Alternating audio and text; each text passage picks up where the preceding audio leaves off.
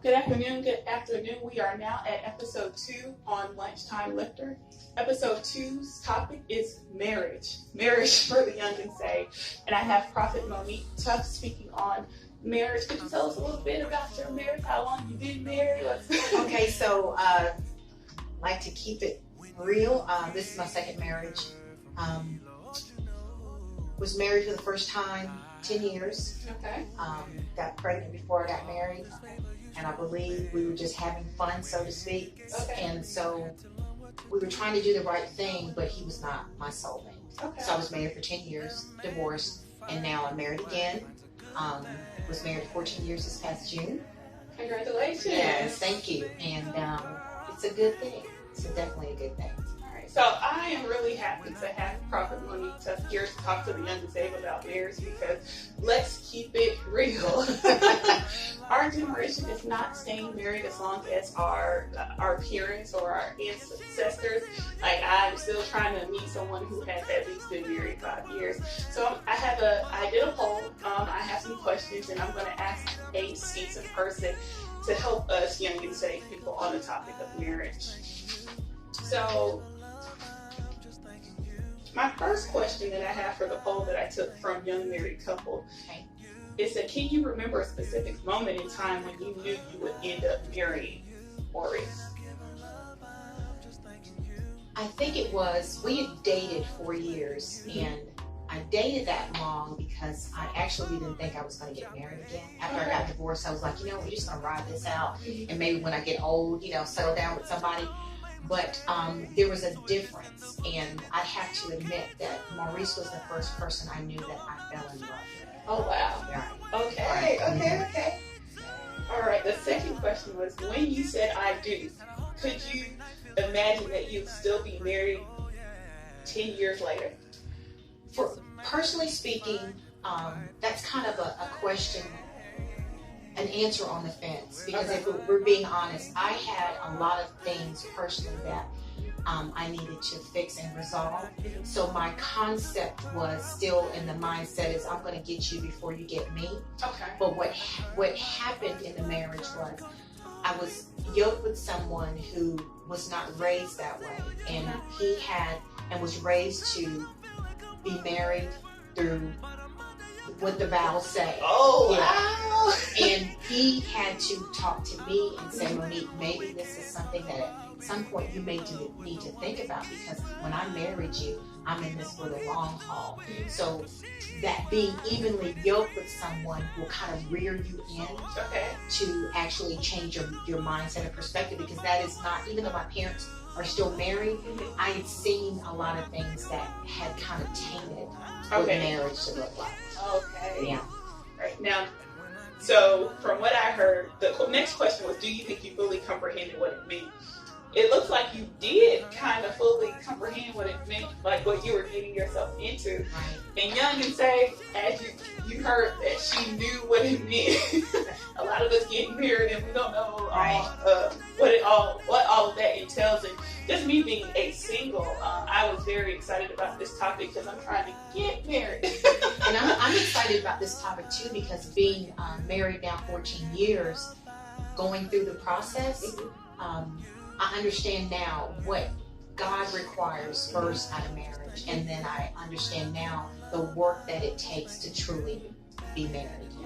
And when I observed you and Maurice, like, her conversation is very exciting. I don't see a lot of excited young couples, like, having fun with it. Like, what is it you think that we're missing as being young, saved, married, or trying to going from that single state to marriage? Like, what are we missing? Because I know I feel as a single, when I'm out looking for a man that finds a woman finds a good thing. Right. But as I'm preparing for when he comes, it's just like a lot of it's money driven.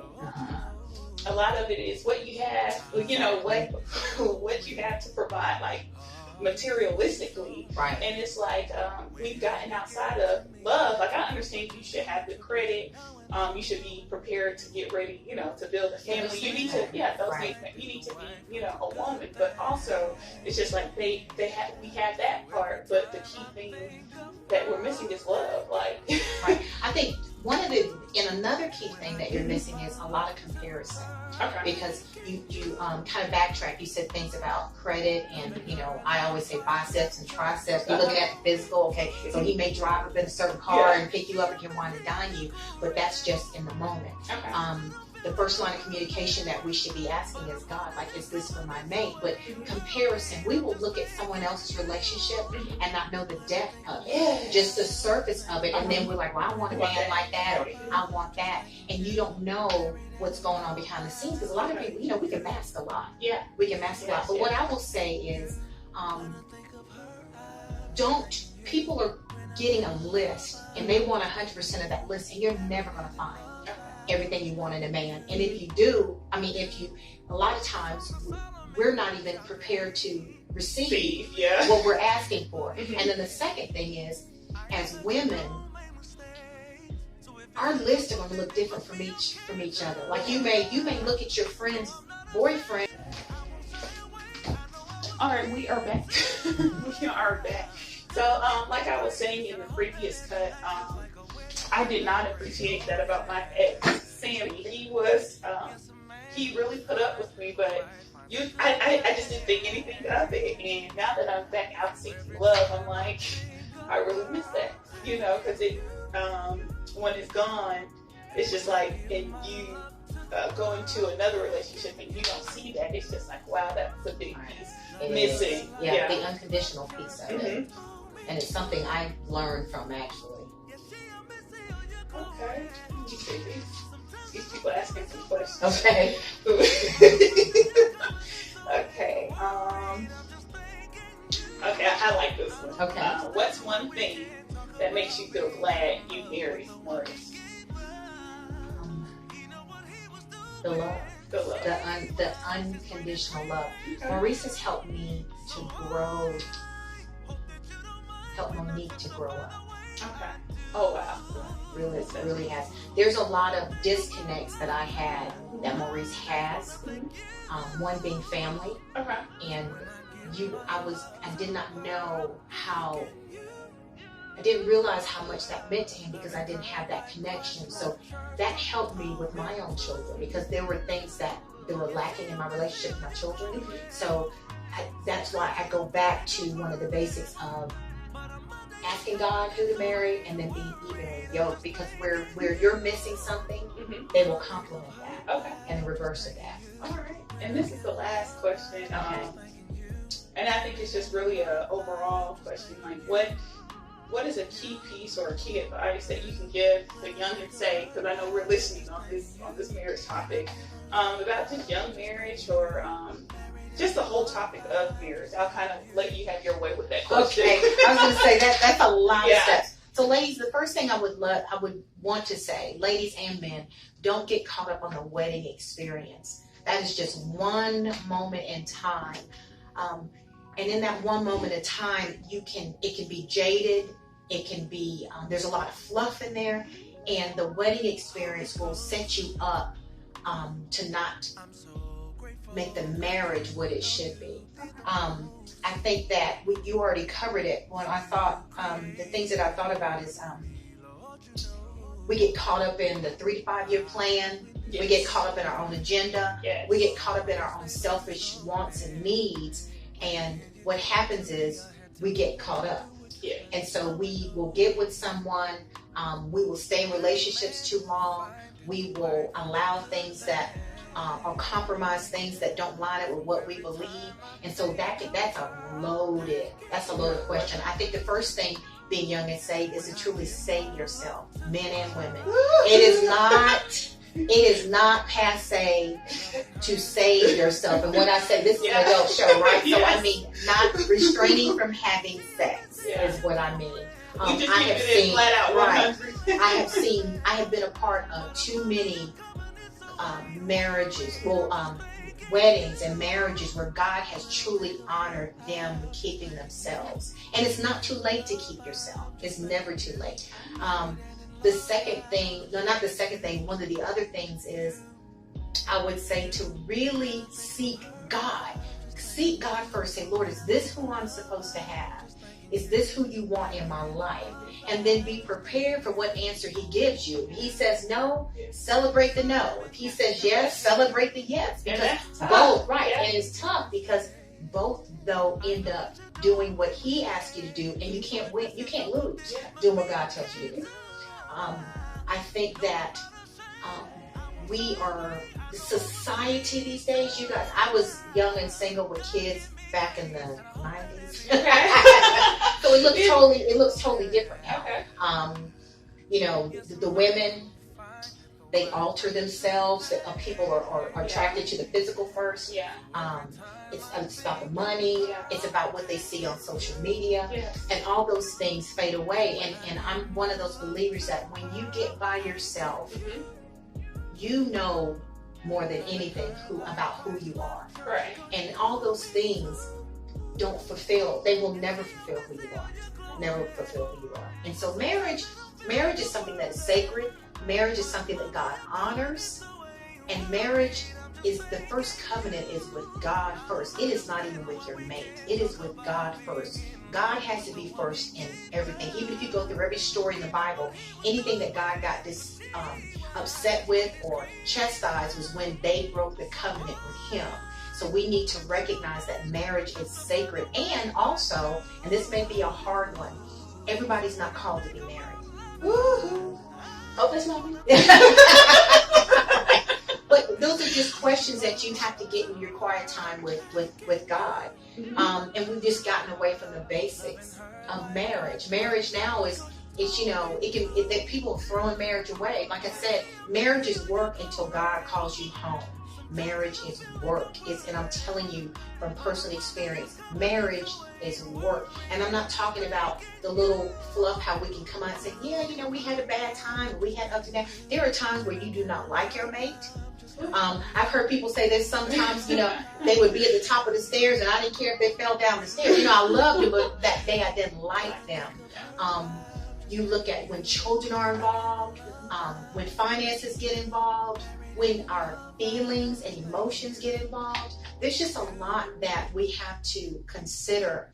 And marriage is not like dating. You just can't throw it away. And as Leandria said, that's why I believe the divorce rate is so high. And then we don't have any covenant couples that we connect ourselves with that will hold us accountable in our marriages. If you have, you know, and I just like to, you know, I'm sorry, I love to be real and transparent, but if you are a woman and you are not keeping yourself for your husband, you have to understand that it's first natural first and next spiritual.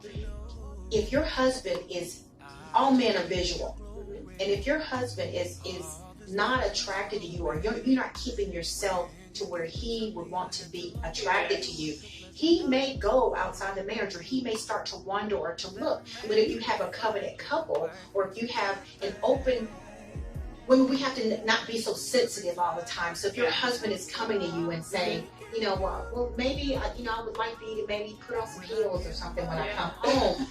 We need to quit being so sensitive. I always tell Leandria, I like to be the 10 on my husband's arm. Now, he's not getting that, of course, 7 days a week. But if we step out, I'm going to make sure that the same way he may want to look, they're going to be looking at me. So absolutely, there will be a loss if I'm not in your life. So we have to recognize that, put our husbands first, and keep ourselves. And I heard that before, like, being young and dating, or even taking it to the next level of marriage, that the men, they say, you got me this way and now you look this way. And even as a single, I try to keep myself up. Like I actively go to the gym. Now I do that for me because I like to look good for myself first. And I think that's a key thing, self-love, because you can't even go into marriage. I don't even think you should date if you be whole. If you're not. Please be whole. If you don't love yourself. So I love myself. And that's not being arrogant, because it takes time, and it's things that the world, you know, this whole big list mentioned, sometimes it can cause you to be insecure in who you are, whether it's weight size, height size, complexion. You just really have to love yourself, look in the mirror, and then you can go from there as far as, dating and then marriage. Now, I said that was the last question, but this is how long do you think it takes for a man to say, hey, you're wife material? Because I see girls date 2, 3, 4, 5 years. That is a long time. What's taking so long? That's a long time. I believe, okay, so I dated 4 years, but this is coming out of a marriage. I had children, so the dynamics were a little bit different as far as blending families and things like this. And by the way, this is my husband's first marriage, so that was different for me too, right? So, but I firmly believe, I don't know about statistics or anything like that. I think after 2 years, he should know. Yeah, I think when you talk about 3, 4 years, that's because it's almost like I've seen situations like you said, Leandria, where it's like, what else do we have to do? Right. What else do you need to know? Yeah. I think for me, 2 years would be a cutoff if I was dating. And especially when you're dating. I think, one thing I do when I start to date, I always ask the guy, what are you looking for? What is your time frame for marriage? Because I don't just date to date. I make sure I say that, I'm looking for marriage. I don't date to just date, don't waste my time. And if they go with the, I'm looking for a friend, I immediately, because I have enough friends. That's how I do. When you meet, the communication is important. I think that saves a lot of hurt. I think sometimes you get into the field and you don't ask questions trying to keep. And you just have to be almost out there. My husband calls them hard conversations. Yeah, and I think that's a good thing to do. Go ahead and have those. And let me flip something on you. How is it this in these days? I noticed that for young people or people who are not married, that could be any age range. So I'm not grouping anyone together. Okay. How do you feel about, you have no children? No. How do you feel about marrying someone that has a child or children? And I've been asked this question just through girl talk. And I know at my age, because I'm 29, I'll be 30 come January 11th. And the likelihood of you meeting a guy is very slim to none when it comes to the kids. Now, I have to see, what type of guy are you, okay? If you have 2 and 3 kids, what's wrong? Now, I'm going to ask, what went wrong with your ex? Because you had 2 to 3 kids with her, okay. 2 or however many kids. That meant, you don't just make kids with anybody. That requires love. Yes. And, Well, no. I told you, when I had Marlo, my oldest, we were just having fun. Yeah, because... But once you get into 2 and 3, don't you think, there's something... No. I don't believe that's love, because sex can be just that, an act. It may be on the female side. Okay, yeah. And then it could be love, but a lot of times you got to look at the dynamics, because sometimes you just pop it, oh, I'm pregnant again. I mean, I wouldn't put that in a box. And that kind of says a lot about the guy still, exactly. And then if they have more than one, because a lot of times it's more than one baby mama. Right. And that's my thing. I just don't see myself tolerating that. I do believe God has a man for me where I don't have to put up with that. One woman is enough. I think it speaks to character once you get into 2 baby mamas, 3 baby mamas, and then I would have to put up with them. You don't know if they still love the guy. Right. If they moved on or not. If they moved on. And that's a lot of drama. And now that I'm on my walk with Christ, I'm trying to get from trauma. Right. And so, like I said, he has to, and you know what type of guy you're getting when you hook up. You can see, from what they display to you. Right. But it's only so much that I'm going to put up with, but maybe a kid. But once it gets to that 2, 3, and that's why you said something very important. That's why, ladies, you have to have a relationship with God, because I'm a firm believer. If you go to God with what you want, sometimes be careful, because you think it's going to come boxed and packaged a certain way, and it's not. But He will reveal what needs to be revealed, because I look back in relationships where I just dated, and not having the relationship I have now with God, but there were signs there. We can't ignore the signs. We will ignore. We think we're going to fix them, because I have recently, and this is probably a lot of people are not going to be a fan of what I'm about to say, but I have recently come to believe that if something needs to be fixed in him or you, or him and you, then I believe that you need to separate and let God do what he needs to do in him, and let God needs to do what he needs to do in you, and then you two come back together if that is the plan. If that's God's divine plan.